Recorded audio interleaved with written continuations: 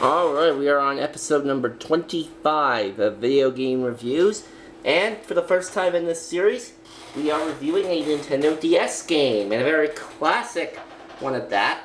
And this game also was a launch title for the Nintendo DS, and that game is Super Mario 64 DS. Now, as the title implies, this game is more or less a remake of the original Super Mario 64 on the N64. However, there are some significant differences in this game. Well, first of all, the game starts out the exact same way with Peach, as the original does, with Peach inviting Mario to the castle for cake. However, Mario is not alone. Luigi, Wario, and Yoshi are also joining in on the fun this time. And this is where one of the differences comes in. On the original game, Yoshi was you could only get Yoshi after you had gotten 120 stars and unlocked the cannon in front of the castle to get on the roof, because that's where Yoshi was on the original. And of course, you get 100 lives from him. This time around, however, Yoshi is actually a playable character. So, which obviously means you can't visit Yoshi on the roof at the end of the game like you could in the original. So, yeah, Yoshi, Wario, and Luigi are playable characters on this version, in addition to Mario. Because if you remember, on the original version, Mario was the only character you could play as. For the star missions in this game, for the most part, are relatively the same as on the N64 game, but they have added some new ones. Like, for example, they put some Switch star missions in this game. They also added some Silver Star missions to this game. And that's not all. There's also a rec room on the in the room behind.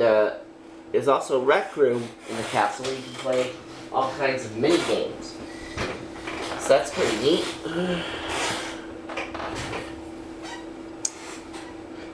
Now, and there are some more stars to collect in this version. Like on the original N64 version, you needed 120 stars to beat the game. On this, well, to complete it 100%. On this version, you need 150 stars to beat it 100%. However, you can beat this game. You can also beat this game with a minimum of 80 stars.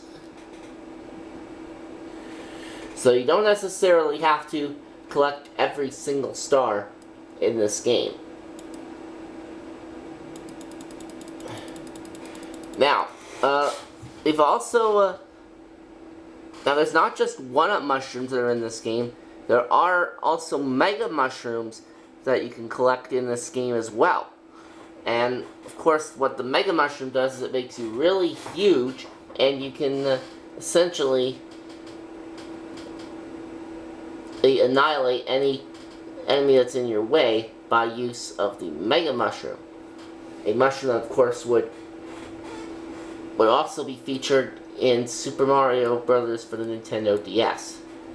Now, there are specific abilities that each character has in this game, abilities that you will need in order to complete this game. Like, Yoshi, of course, can breathe fire.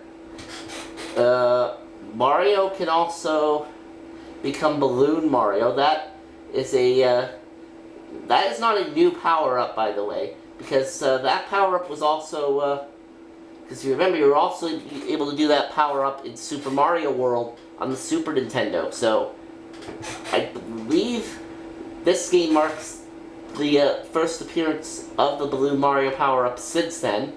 That game, Mario, of course, also has his flying ability, too. That hasn't changed from the first game.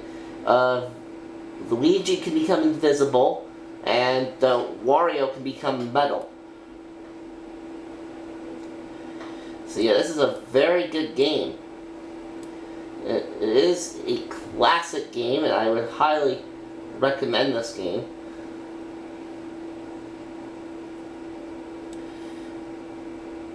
And of course, just like in the original, you've got the 3 Bowser worlds. The Dart World, the Fire Sea, and in the Sky. You need 8 stars to unlock the first Bowser World in the first one, and 12 in this version. You need 30 stars to unlock the second Bowser level in the N64 version, and I think it's the same amount on the DS version too. And then for the last Bowser, you need 70 stars to unlock that on the N64 version, and 80 to unlock that one on the Nintendo DS version. And yeah, so this is definitely a really fun game.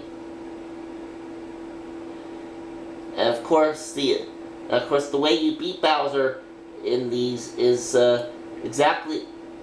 levels is exactly the same as it is in the original. They didn't change that.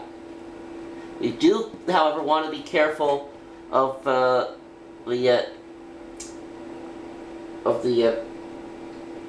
be careful of Bowser tilting the platform in the Fire Sea level, making it shake.